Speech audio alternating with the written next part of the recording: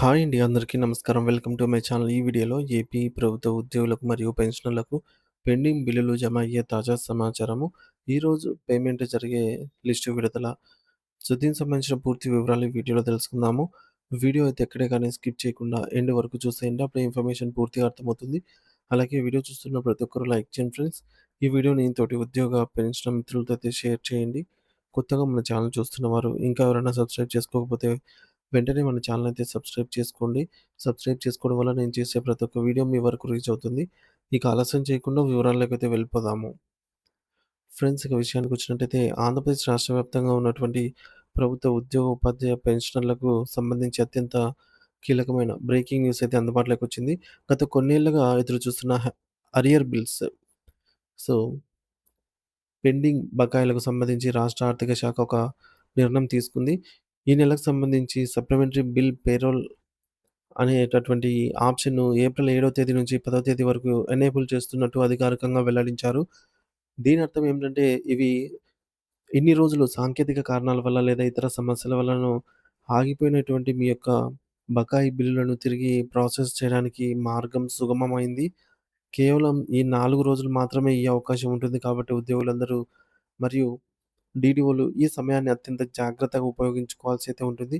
ఈ రోజు నుండే ఈ సైట్ అధికారికంగా ఓపెన్ అవుతుండటం అనేది వేలాది మంది ఉద్యోగులకు ఒక పెద్ద ఊరటనిచ్చే విషయమనే చెప్పవచ్చు. మరి ఈ సప్లిమెంటరీ పేరోల్ ఎనేబుల్ అవ్వడం వెనుక ఉన్న ముఖ్య ఉద్దేశ్యం ఏమిటి అంటే, గతంలో వివిధ కారణాల వల్ల వెనక్కి వచ్చిన లేదా ఆగిపోయిన అరియర్ బిల్లులన్నీ కూడా మనకు ఆహ్, ఈ మేరకు సైట్‌లో అప్‌లోడ్ చేసుకునేందుకు ప్రభుత్వం ఒక అద్భుతమైన విండోను కల్పించిందనమాట. ఇది ఏప్రిల్ 7వ తేదీ నుంచి ఏప్రిల్ 10వ తేదీ వరకు అంటే టైమ్ బౌండ్ ప్రాసెస్ అనమాట. సో, ఈ టైమింగ్‌లో మాత్రమే వర్క్ అవుతుంది. అంటే మనకు కేవలం 4 రోజులు, అతి తక్కువ సమయం మాత్రమే అందుబాటులో ఉంది. ఈ చిన్న వ్యవధిలోనే మనం పెండింగ్‌లో ఉన్న డీఆర్ బకాయిలు, అలాగే ఈఎల్ ఎర్నడ్ లీవ్ అరియర్స్ బిల్లులకు వంటి వాటికి తిరిగి సబ్మిట్ చేయాల్సి ఉంటుంది. దీనికోసం పోర్టల్‌లో resubmission for submission scheduled timeline అని జెప్పేసి ఒక సరికొత్త మరియు ప్రత్యేకమైన ఆప్షన్ అయితే ఇప్పుడు మనం చూడవచ్చు. గతంలో ఇలాంటి అవకాశం లేకపోవడం వల్ల చాలామంది చాలా బిల్లులు పెండింగ్‌లో ఉండిపోయాయి. కాబట్టి ఇది ఒక గొప్ప అవకాశంగా భావించి ప్రతి ఒక్కరు తమ బిల్లుల స్థితిని తనిఖీ చేసుకోవాలి. ముఖ్యంగా డీఏ మరియు డీఆర్ బకాయిల చెల్లింపుల్లో ప్రస్తుతం నెలకొన్న వ్యత్యాసాలు మరియు క్షేత్రస్థాయిలో ఉన్న పరిస్థితులపై చాలామంది ఉద్యోగ మిత్రులు తమ ఆవేదన వ్యక్తపరుస్తూ ఉన్నారు. చాలామంది తమకు ఇంకా బకాయిలు రాలేదని కామెంట్స్ ద్వారా అడుగుతూ ఉన్నారు. ప్రత్యేకంగా విశాఖపట్నం జిల్లాలోని సీతమ్మ ధార ఎస్టీఓ గారి పరిధిలో ఉన్న ఉద్యోగుల నుండి భారీగా ఫిర్యాదులైతే అందుతున్నాయి. అక్కడే ఎక్కువ మందికి ఇంకా బకాయిలైతే అందలేదు. ఆంధ్రప్రదేశ్ రాష్ట్ర వ్యాప్తంగా కరువు భత్యం, డీఏ చెల్లింపు ప్రక్రియలో ఉద్యోగుల మధ్య నెలకొన్న అసమానతలు మరియు ఎదురవుతున్న సాంకేతిక ఇబ్బందులపై ఒక సమగ్రమైన విశ్లేషణను మనం పరిశీలించాలి.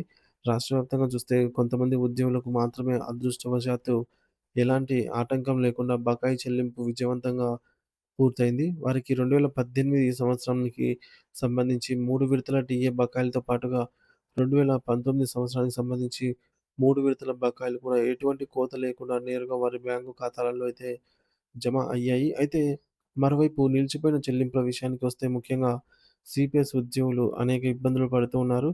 దీనికి ప్రధానంగా కొన్ని కారణాలు కనిపిస్తూ ఉన్నాయి. మొదటిది, కొంతమందికి డీడీఓల గారుల వైపు నుంచి జరిగిన జాప్యం. కొన్ని కార్యాలయాల్లో బిల్లులను సకాలంలో సిద్ధం చేసి ట్రెజరీకి సమర్పించకపోవడం వల్ల ఈ యొక్క సమస్య తలెత్తింది. రెండవది, ట్రెజరీ అధికారుల వైపు నుండి జరిగిన తిరస్కరణ. 2022 ఫిబ్రవరి సమయంలో మార్చి 31 తేదీ గడిచిన తర్వాత వచ్చిన పాత బిల్లులను కొందరు ఖజానా అధికారులు కనీసం రీడైరెక్ట్ చేసే అవకాశం కూడా ఇవ్వకుండా నేరుగా రిజెక్ట్ చేశారు. దీనివల్ల బడ్జెట్ ల్యాప్స్ అయింది అనే కారణంతో వేలాది మందికి చెల్లింపులు ఆగిపోయాయి. దీనికి తోడుగా సీఎఫ్ఎంఎస్ సైట్‌లో నెలకొన్నటువంటి దారుణమైన సాంకేతిక సమస్యలు లేదా టెక్నికల్ ఇష్యూస్ కూడా ఉద్యోగులను బాగా అయితే ఇబ్బందులనైతే పెట్టాయి. మరి ప్రస్తుతం ఎదుర్కొంటున్న అతిపెద్ద సమస్య ఏమిటి అంటే, ఒకసారి సీఎఫ్ఎంఎస్ పోర్టల్‌లో బిల్లు రిజెక్ట్ అయితే దానిని మళ్ళీ సరిచేసి రీసబ్మిట్ చేయడానికి ఎటువంటి ఆప్షన్ గతంలో లేదు.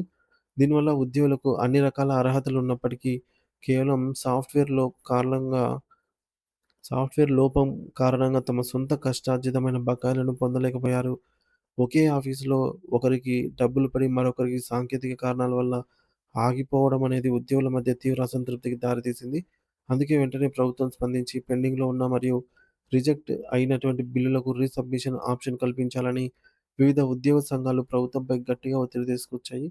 ఆ పోరాటాల ఫలితంగా ఇప్పుడు మనం ఈ తాజా అప్డేట్‌ను చూస్తూ ఉన్నాము. మరొక శుభవార్త ఏంటంటే 2026 ఫిబ్రవరి నెల వరకు సర్వీస్ నుండి రిటైర్ రిటైర్ అయిన ఉపాధ్యాయులందరికీ సంబంధించి గ్రాట్యుటీ మరియు ఇతర గ్యారంటీ మొత్తాలు కూడా ఇప్పుడు వరుసగా జమవుతున్నాయి. గత నెల మార్చి 5వ తేదీ వరకు సీఎఫ్ఎంఎస్ పోర్టల్‌కి వెళ్ళిన జెడ్పీపీఎఫ్ లోన్‌లు మరియు వాటి ఫైనల్ క్లోజర్స్ అన్నీ కూడా దాదాపుగా లబ్ధిదారుల ఖాతాల్లో క్రెడిట్ అయ్యాయి.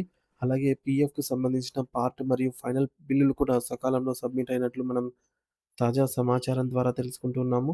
ఇది పదవీ విరమణ చేసిన వారికి ఎంతో సంతోషాన్ని ఇచ్చే విషయం. పోలీస్ శాఖలో పనిచేస్తున్న మన మిత్రులందరికీ సంబంధించి కూడా ఒక ముఖ్యమైన అప్డేట్ ఉంది. వారి సరెండర్ లీవ్స్‌కు సంబంధించి బిల్లుల్లో ఈ రోజు నుంచి సానుకూల కదలిక వచ్చే అవకాశం అయితే ఉంది. గ్రాట్యుటీకి సంబంధించి ప్రభుత్వం ఏకంగా 3,411,00,00,000 భారీ నిధులను విడుదల చేసింది.